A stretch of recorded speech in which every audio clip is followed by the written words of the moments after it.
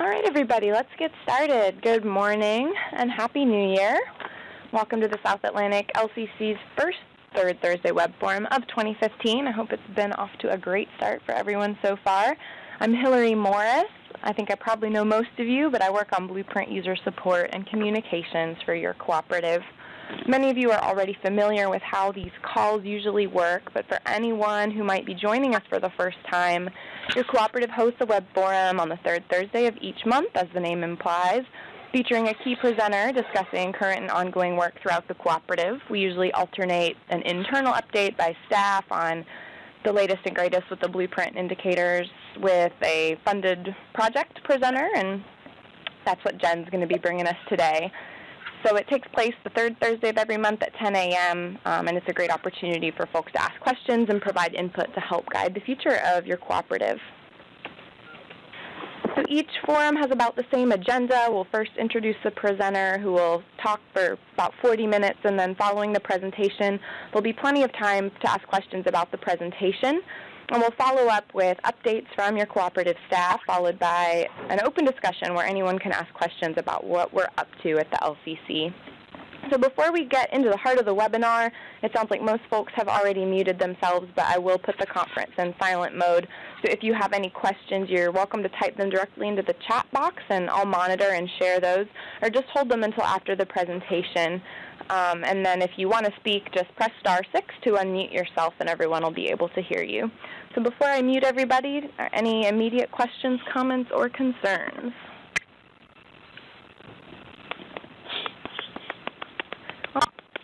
The conference is now in silent mode.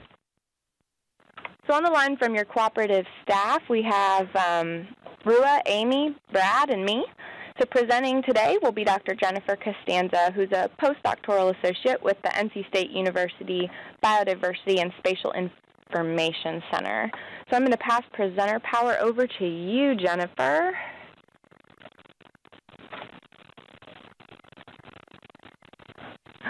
You're far down the alphabetical list of people in the participant list. There you go. Okay. Can you hear me? Yeah, I can hear you great. Okay, great.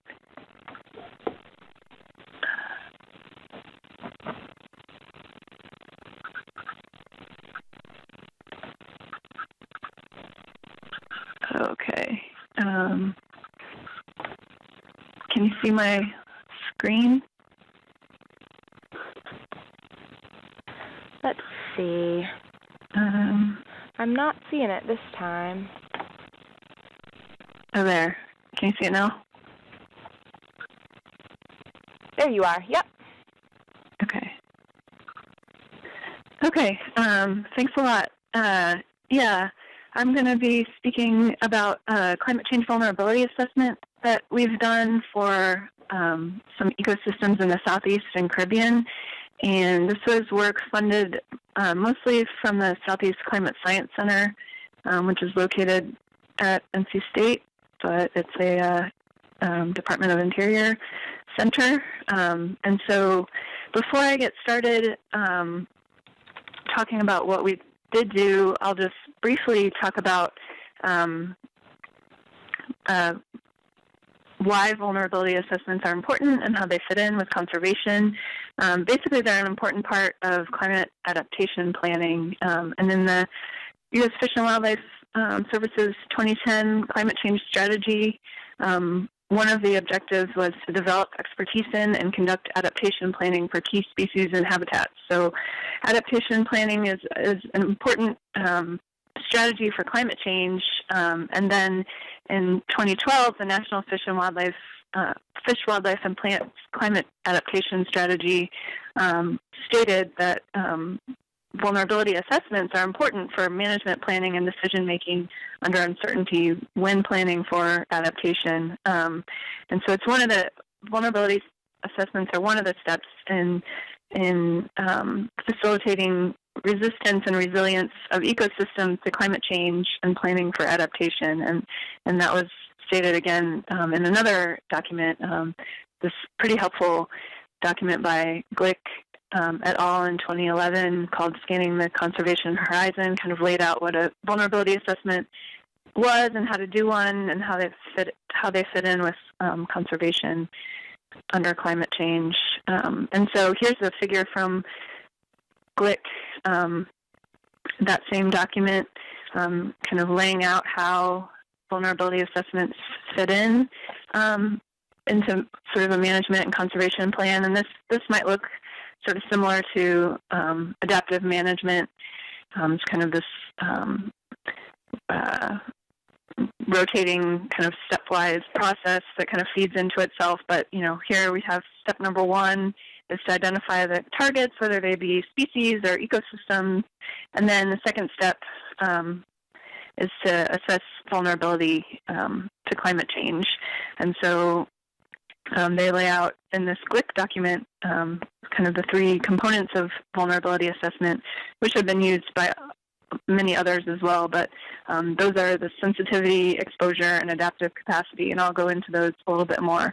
But that's kind of where vulnerability assessments fit in, and then after those things have been assessed, after you've done the vulnerability assessment, then you can identify management options to reduce sensitivity and exposure and increase adaptive capacity of ecosystems or species or whatever target you have. And then you can implement those management options, and then the kind of cycle continues.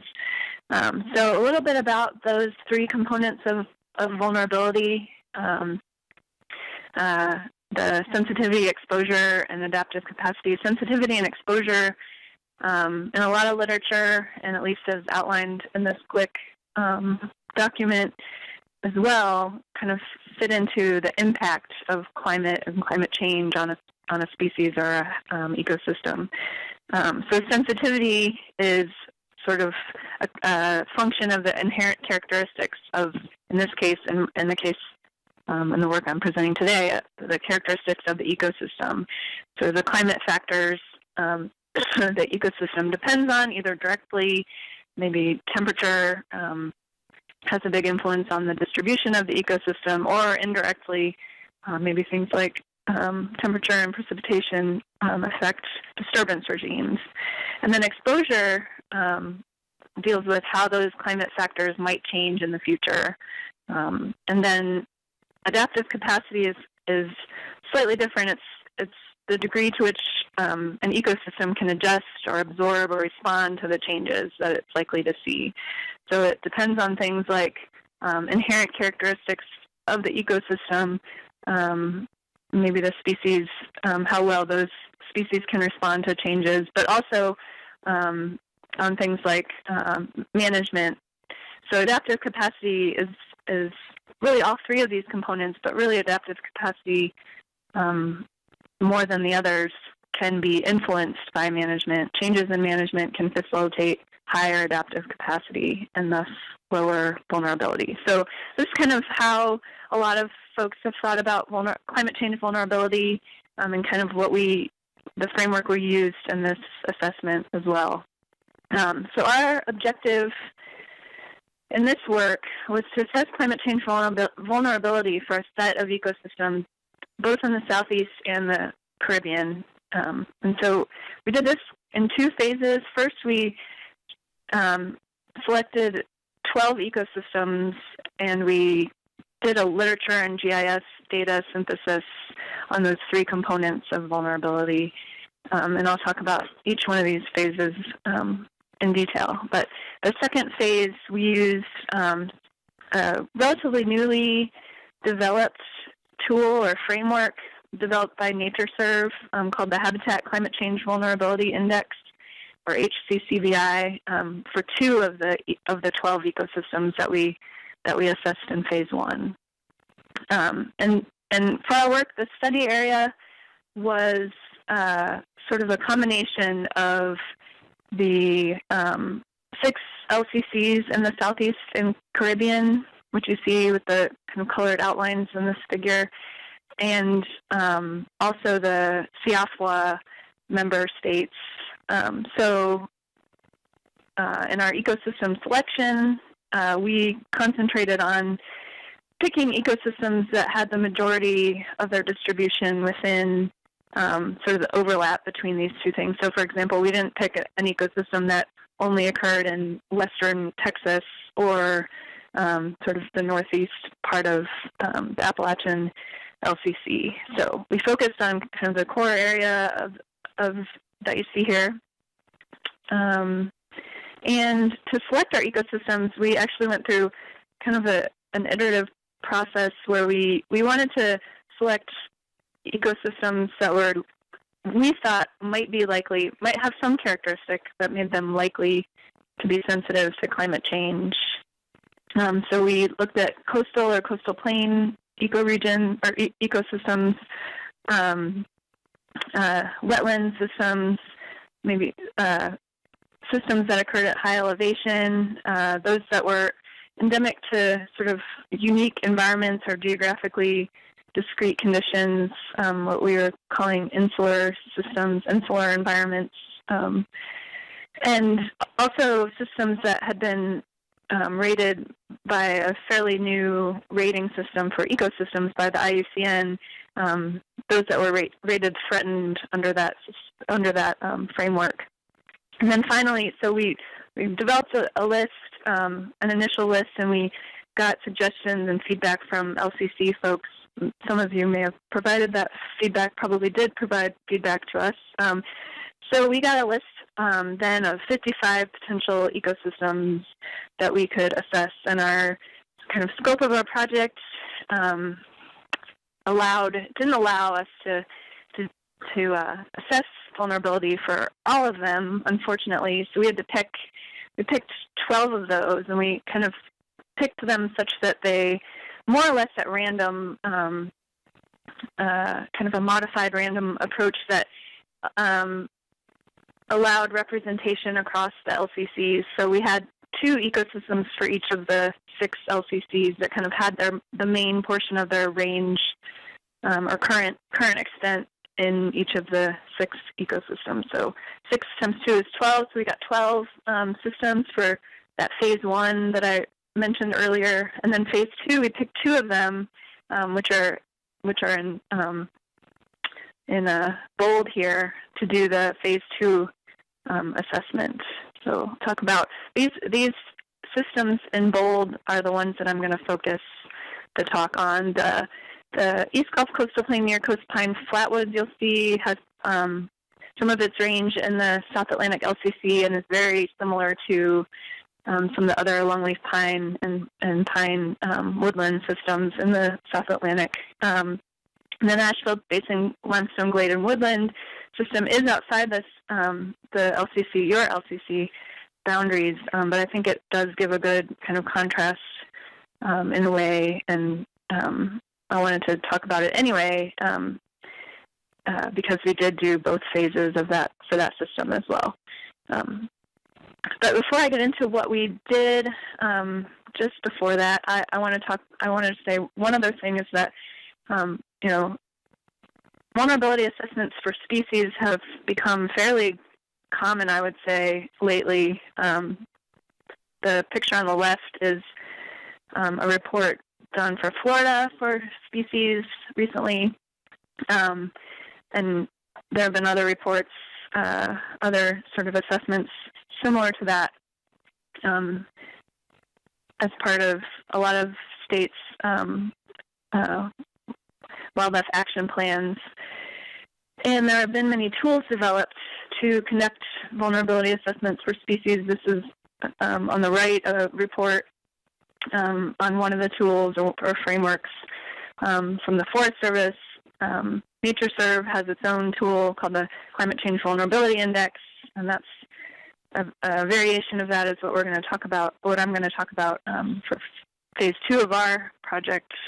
But the methods have kind of been fairly well established for species, but conducting vulnerability assessments for ecosystems or habitats is slightly more challenging. It hasn't been done as much, although there have been some assessments of ecosystems done. But obviously, ecosystems are a little bit more complex than single species. They're made up of multiple species, so that's one very obvious way they're more complex. But you also have important processes ecological processes. This is a picture of a pine savanna that had been recently burned. You can tell on the trees have been a little bit charred, but the fire and systems like this keeps the system structure open, and so is important for the ecosystem. And so thinking about vulnerability, you need to take into account,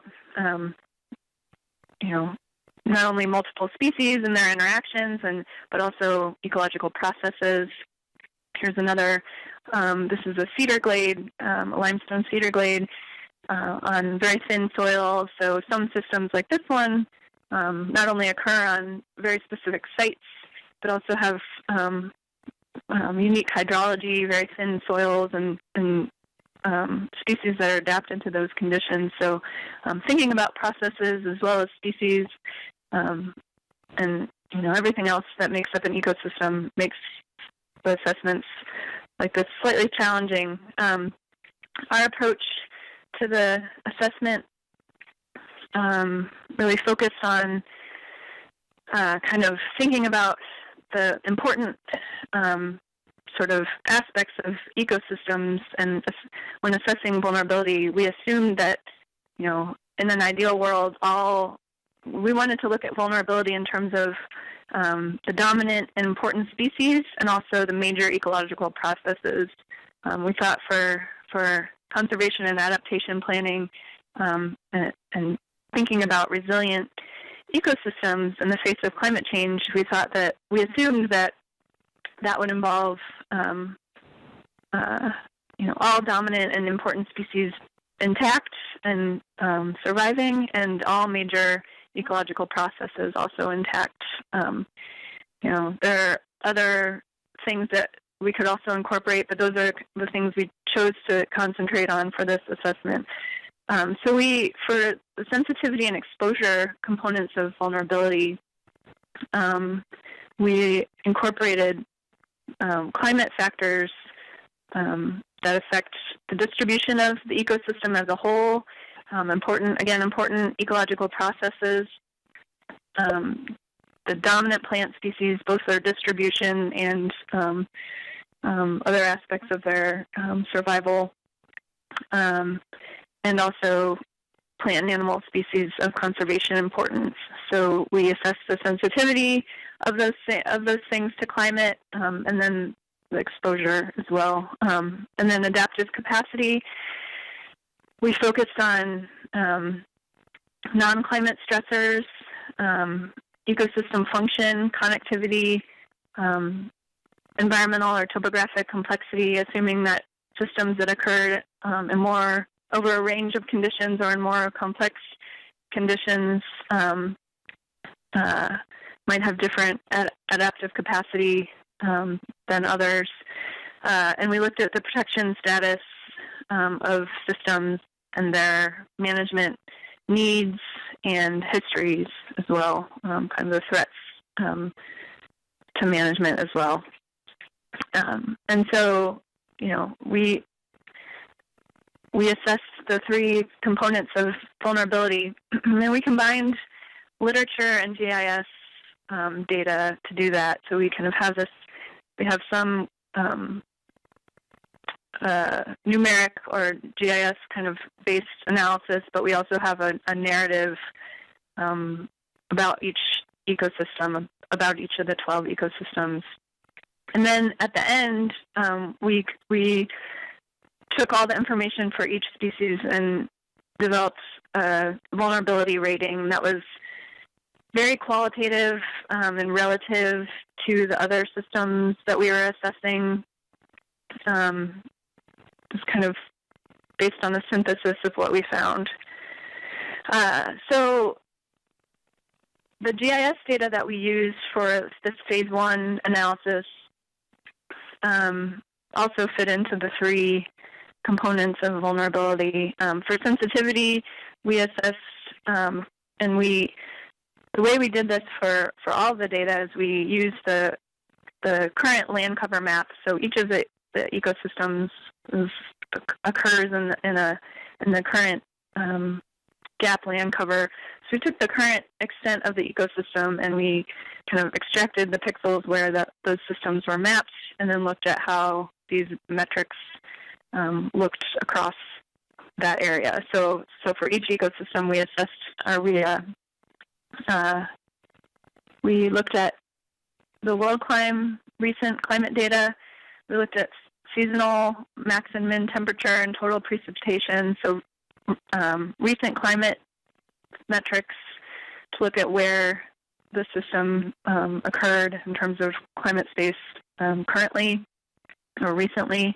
And then for exposure, we used climate projections averaged across GCMs for 2 emission scenarios, a high one, A1FI, and a low one, B1. And we did that for mid-century and late century, so we could look at how climate might change or is projected to change for the ecosystem's extent. For systems that occurred on the coast, we used sea level rise projections for 1 foot and 6 foot rise in sea levels. And where possible, we used sea level rise vegetation impacts from SLAM modeling. For some ecosystems where other data were available, we used other data here and there, but these are the main GIS data sources that we use. For adaptive capacity, we looked at the total area of the ecosystem, patch sizes, the proportion that's currently protected, proximity to current urban areas, and then projected urbanization across the extent of the ecosystem. We used a human modification index developed by Dave Theobald to look at how modified the ecosystem is currently, and that modification index takes into account distance to roads and other landscape factors that might make the landscape more or less modified by humans. And then heterogeneity in elevation and other environmental conditions. And then we combined that with a wealth of scientific literature. Wherever data were lacking in our GIS analysis, we tried to find literature. We used available information from scientific literature and reports and things like wildlife action plans from the state, or here I'm showing the Florida Natural Areas Inventory, natural communities data, natural heritage data, and things like the U.S. Forest Service Tree Atlas for some of the dominant tree species to look at how or whether the suitable climate envelope for dominant trees and ecosystems is projected to change. So we especially use literature for climate sensitivities and non-climate threats like invasive species when we didn't have GIS data. But the GIS data aspect of this really takes sort of a landscape approach, and we can talk about, or I can come back to the fact that, since we were looking at such a broad area, we necessarily needed to use sort of a lot of regional data, but this could be and should be probably coupled with some local field level data and more in-depth assessments when and if necessary for, say, highly vulnerable systems. But I'll go over some example results for this phase 1. So the East Gulf Coastal Plain near Coast Pine Flatwoods system that I mentioned earlier. Here's where the red outline is where it's mapped in the land cover data, and that's the extent we use for a lot of the GIS analysis. And this picture we saw earlier is from that ecosystem.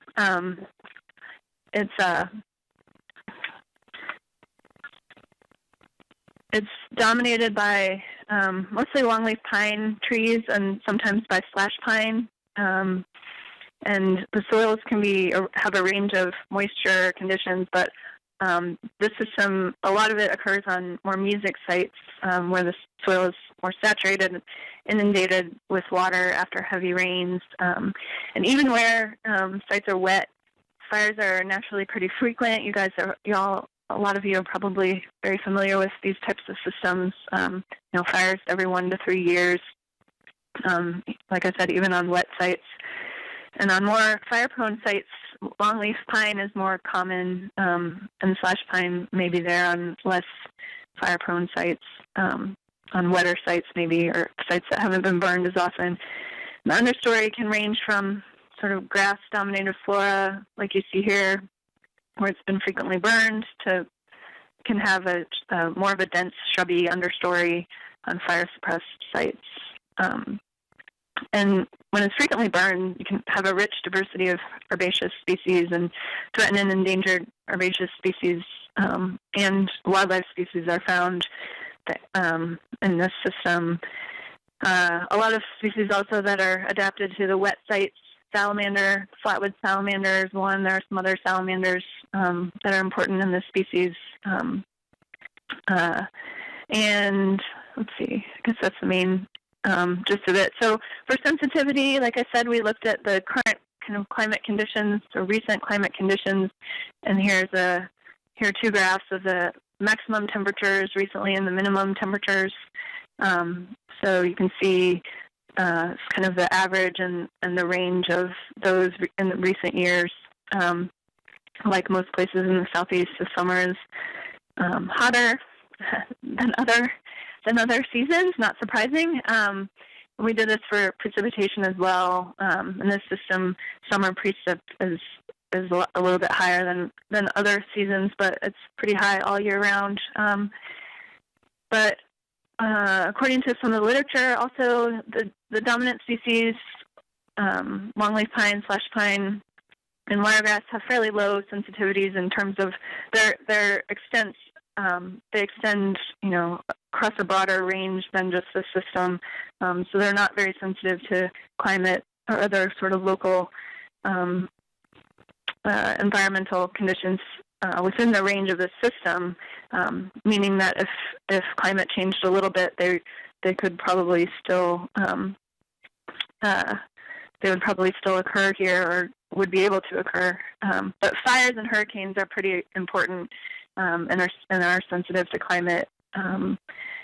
And hurricanes in particular affect overstory trees, especially on long unburned sites. Like I said before, some rare salamanders in the system and other species really depend on the music, periodically saturated soils. It's also sensitive to sea level rise occurring on the coast. Those are some of the main things we found for this system, and we have some others, but I'm just going to highlight the main points for sensitivity.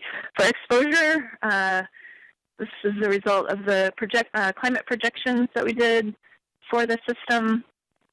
We have change in temperature, maximum and minimum temperature, and then precipitation is the third one on the bottom.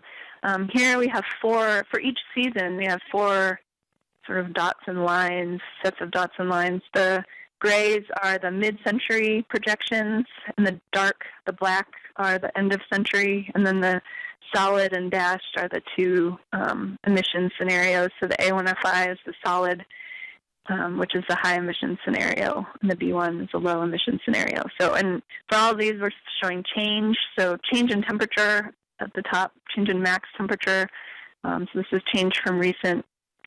And you'll see that for all time periods, both for maximum and minimum temperatures, we're projecting an increase in temperature. The mean value is the dot there for each of these. And then the line is the range of global climate models projections. So the means in every case for temperature show an increase. In some cases, we get some GCMs that projected a slight decrease, but overall we're seeing increases in temperature. Precipitation projections are much more variable, close to 0, which is no change. A lot of the means are right around 0, and the spread is, higher and lower than 0. So overall, we can say that temperatures are projected to increase, minimum temperatures more than maximum temperatures overall, and precipitation projections are variable.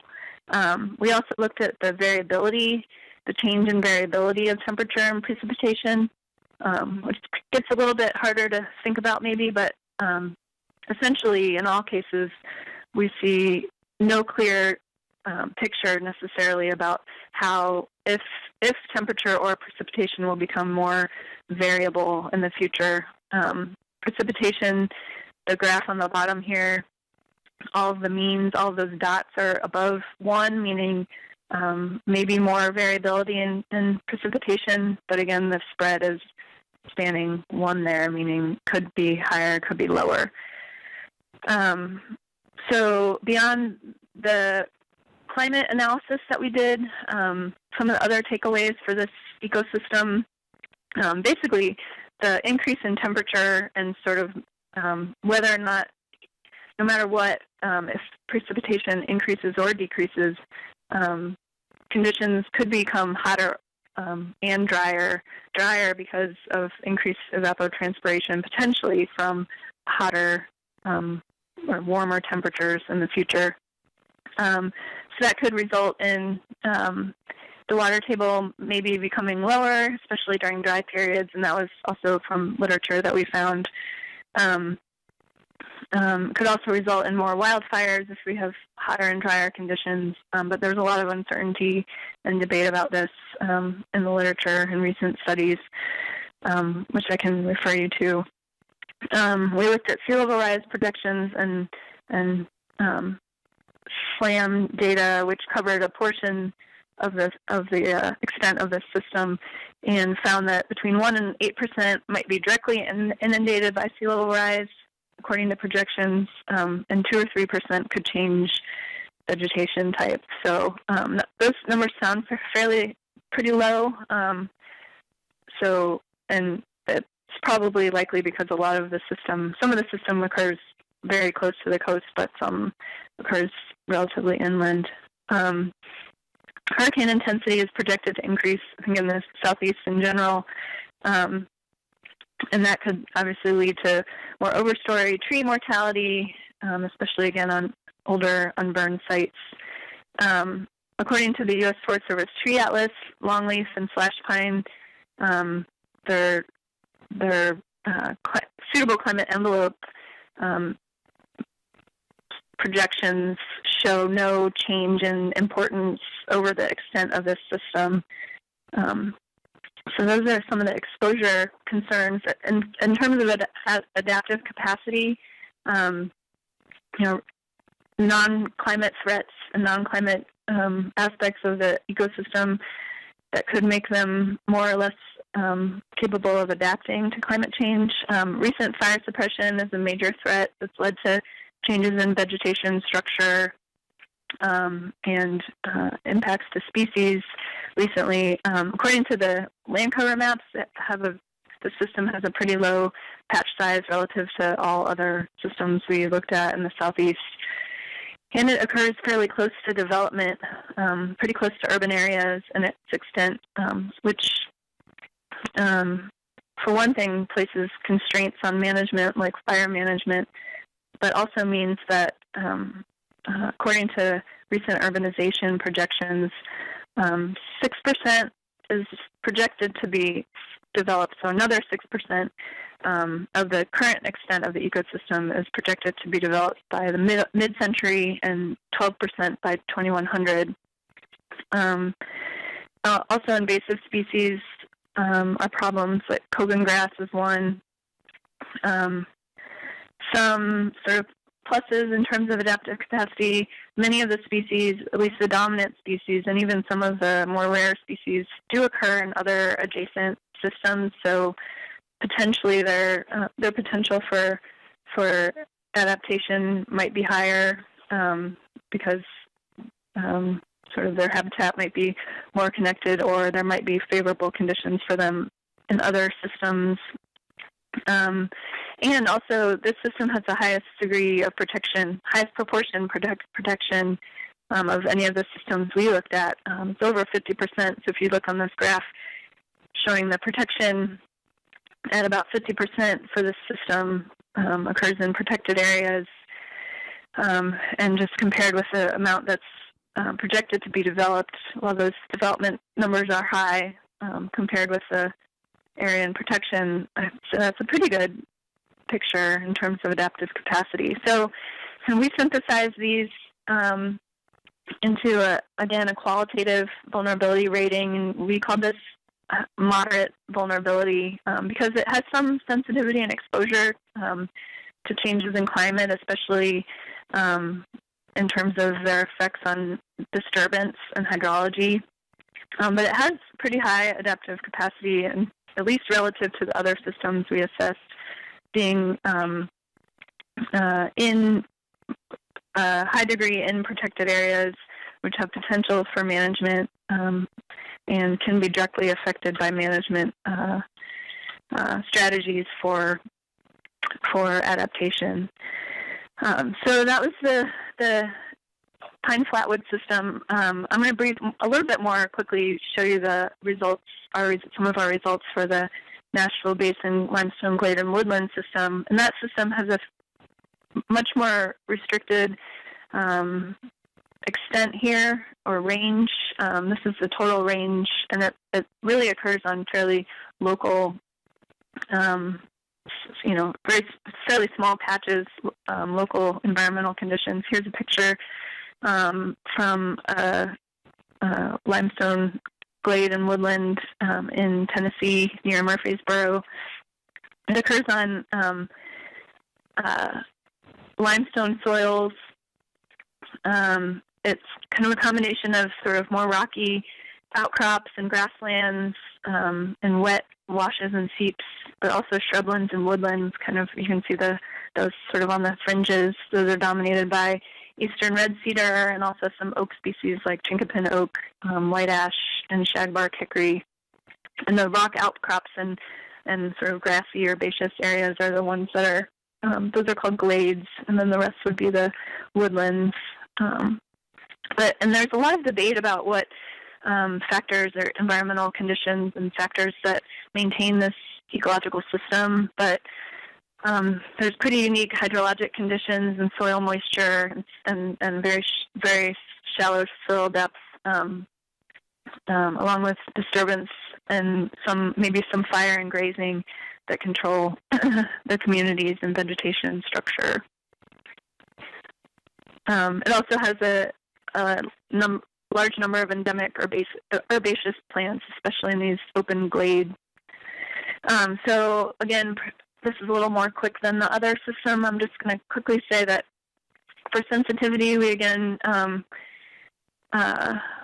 we found that the system is pretty sensitive to seasonal extremes in moisture and also longer-term drought.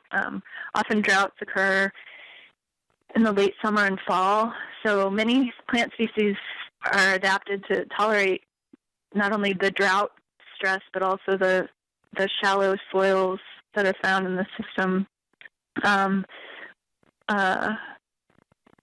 When drought does occur, it does slow invasion of woody plants like red cedar into the grassland areas, but without drought, you get encroachment of the woody vegetation. For exposure, again, just like the other ecosystem, we found that temperature, both max and min temperature, is projected to increase, especially minimum temperature, and precipitation projections, again, are pretty uncertain. But again, if temperature increases, even with a slight increase in precipitation, we could still have more droughts. But changes in droughts and hydrology are very uncertain, and I think this is a big area for future research in this ecosystem, are the effects of climate and climate change on hydrology. For adaptive capacity, just some of the highlights.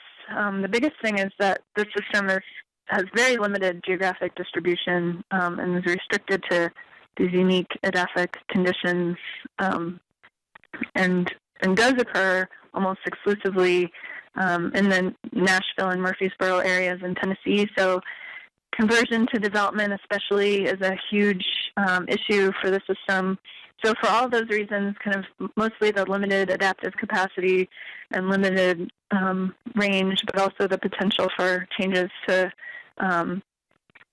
to some of the drought, or I guess because of the sensitivity to drought, we call this a high vulnerability ecosystem in this case. So having gone over the two systems, here's just a list of the other ecosystems again and their vulnerability ratings. Note that only one scored low vulnerability. There were always, at least with this qualitative rating, there was always something about each ecosystem that might make the vulnerability slightly higher. And so we can talk about that and the merits of this sort of qualitative rating approach, but this is what we came up with. I'll leave it at that. So we'll move on to phase 2. Really quick, I'll make this a little bit quicker, but a lot of the metrics here are the same as the ones we did for phase 1. So this was developed by NatureServe, this Habitat Conservation Climate Change Vulnerability Index, and we adapted it for systems in the Southeast. So it's a combination of indirect effects and adaptive capacity, which really spans our metrics of adaptive capacity, and those feed into a resilience score. So this is a numeric rating and a quantitative rating of resilience, and then the direct effects of climate feed into a sensitivity score, and then you can get a category of vulnerability according to the resilience and sensitivity. And so with high resilience and high sensitivity, you get a moderate vulnerability. With low resilience to climate change and high sensitivity, you get a very high vulnerability rating, et cetera. And so for a lot of these, GIS data were used to develop them, with the exception of a few: invasive species threat, keystone species vulnerability, diversity within functional groups were based on literature. The rest were GIS data, and I'm not going to go into all of them. I was going to talk about a few of them.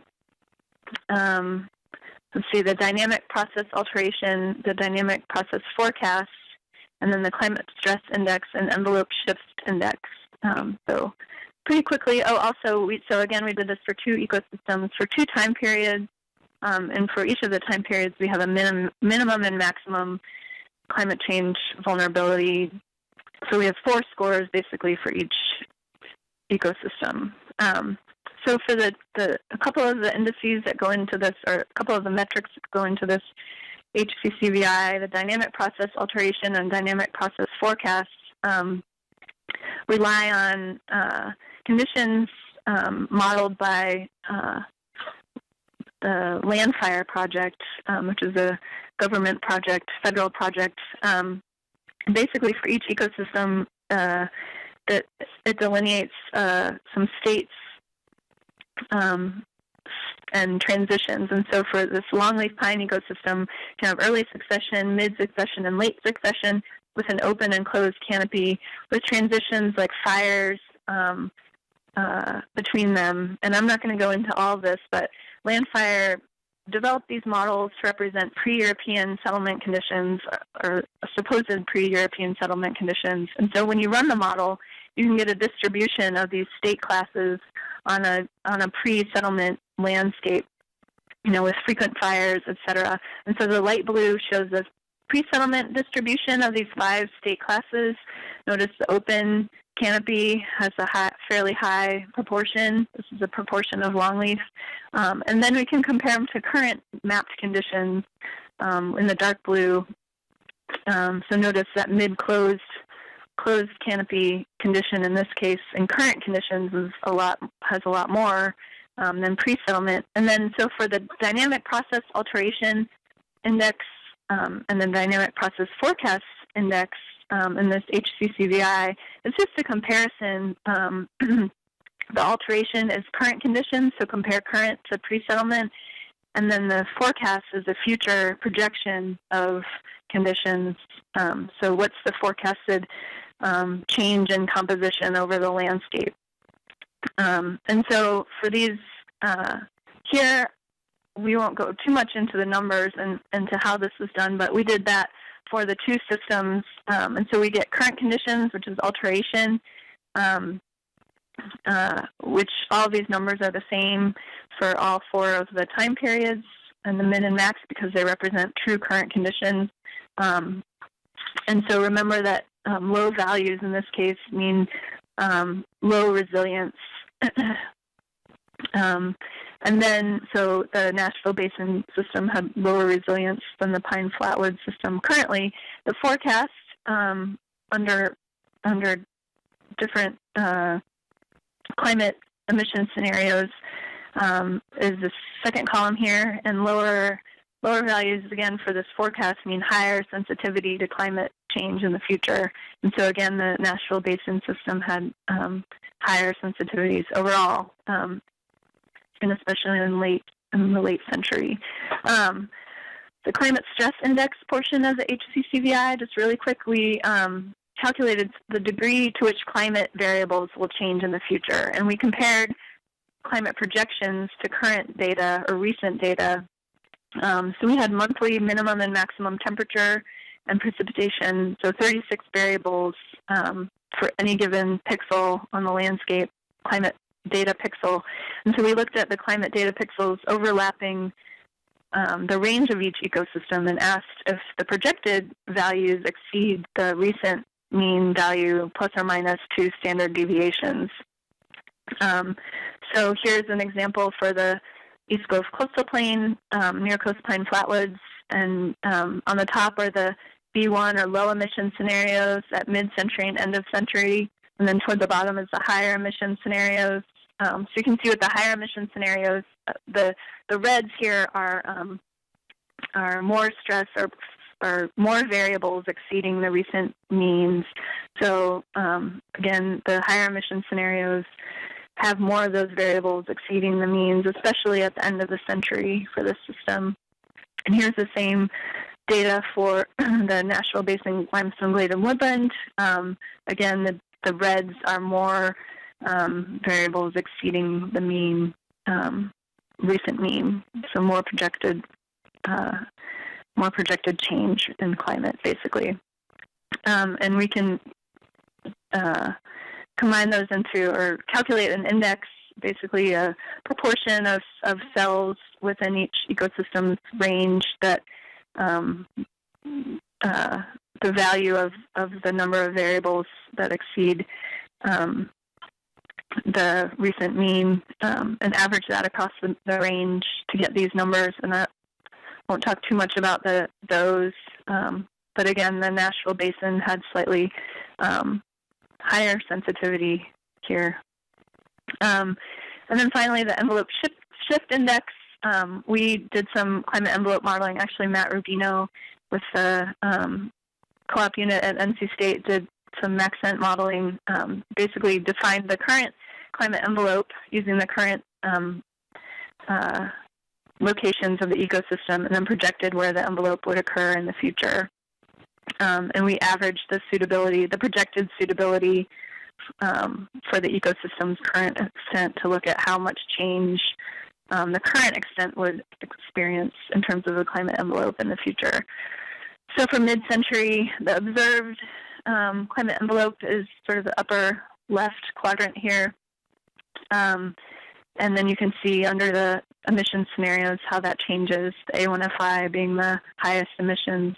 So this mid-century, and then for late end of century, again, the red is higher suitability.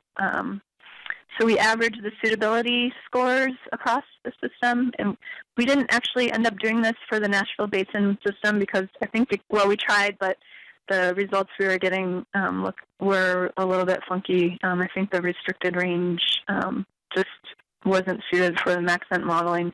So we didn't do that for this, but we summarized those into envelope shift index score for the Pine Flatwoods. So then this is the results of the HCCVI for both systems. Again, we have sensitivity and resilience and indirect effects and adaptive capacity combined to produce resilience scores. And they're color-coded by vulnerability or by category. So greens are low, or for sensitivity, greens are low sensitivity, to reds are high sensitivity, and resilience is opposite. The resilience, red is low low resilience.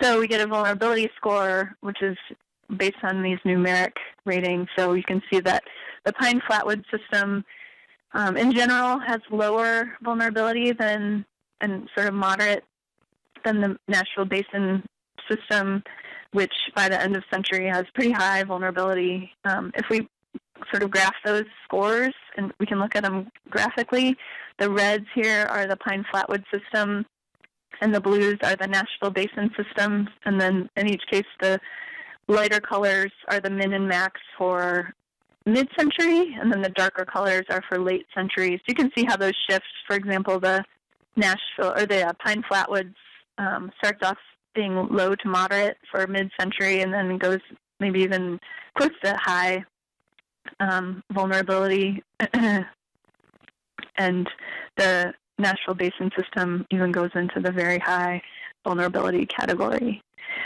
So I'll summarize really quick.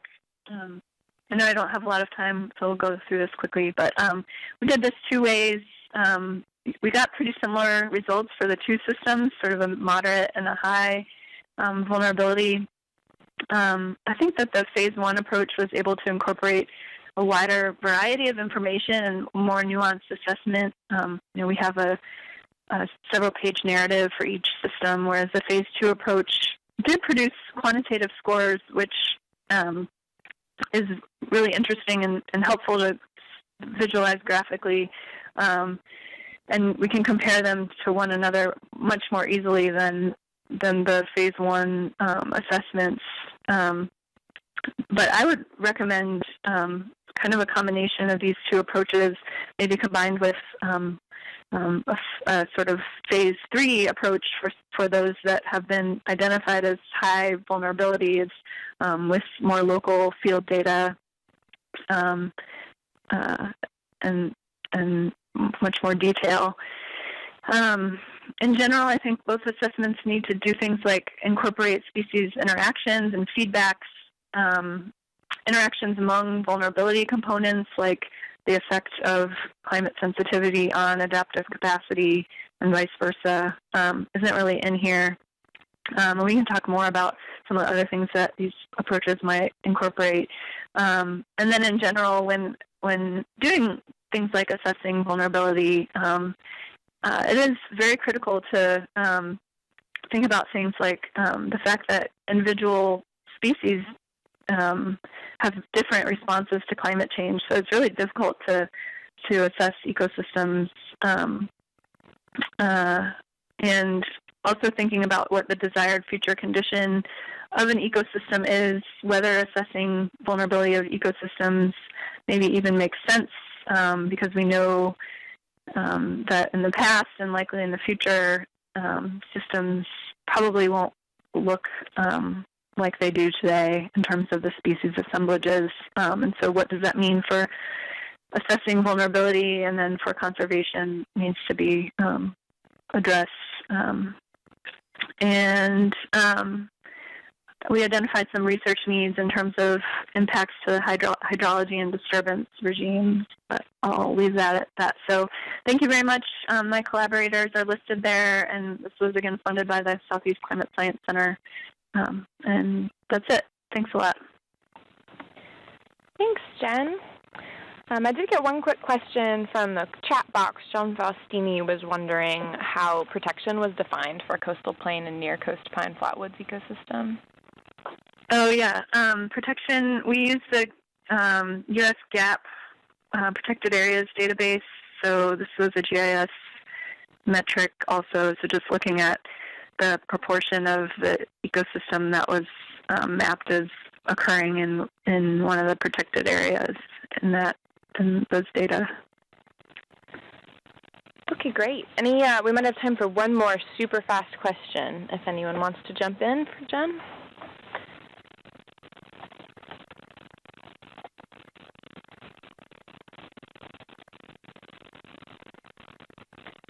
All right, well, hearing none, I will grab the presenter power back real fast and just go through some updates from your cooperative. I've got 2 minutes, so.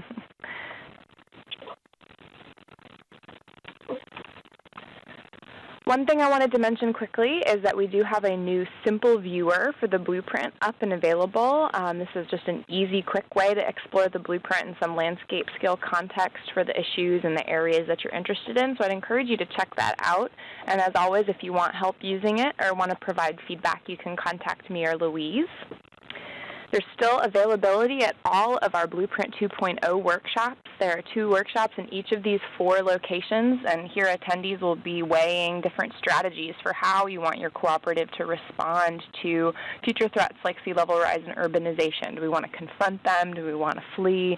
So it'll be a really interesting way to get your input shared on the conservation future of this region. We'd really love it if you could come. I wanted to preview a environmental report card assessment that we're releasing in the next month called the State of the South Atlantic, where we're evaluating the status of all our lands and waters using our natural and cultural resource indicators. So this is kind of a sneak peek of what one of our ecosystem pages is going to look like in that report. We're really, really excited about it, and we'll be releasing it in mid-February, right in time for the first round of Blueprint 2 workshops. So stay tuned for that. And I know Amy Keister, our GIS coordinator, is looking for volunteers with GIS workstations. Did you want to jump in, Amy? Yes, thank you, Hillary. I just wanted to thank everyone. We had several volunteers in December who offered to help us, and we are just now getting ready to do some of those test runs. And so thanks to everyone who has volunteered to help, and we've been talking with you. But if there are other people out there who have a nice, fast GIS workstation and are interested in learning more about zonation, we would love to work with you and have you help us do some of the runs for Blueprint 2.0. So if that's the case, just shoot me an email or give me a call, and I'll let you know all the details. Thank you. Awesome. Thanks, Amy. And her contact information is on our website. Should have put that on the slide, but just ping her if you want to lend us some of your processing power. Next month's regularly scheduled web forum will not be happening because we're going to be neck deep in the Raleigh Blueprint 2 workshop. So hopefully you'll accept that as a valid excuse, but we're thinking about how best to update you all on what's going on with the blueprint and our indicators. We may be putting up a video online, or we may co-opt the March web forum for that update. But regardless, the March web forum will be the next one. That's the 19th. At 10 a.m. So we hope to hear from you there.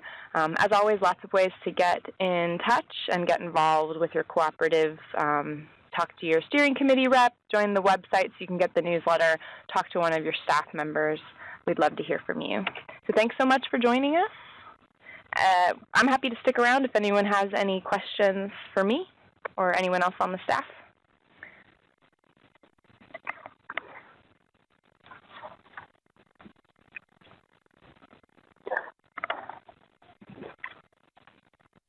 Okay. Thanks all for joining us. It's 11, so I'm going to wrap things up. Thanks, Jennifer, for presenting, and hope to see you all in March or at a Blueprint workshop.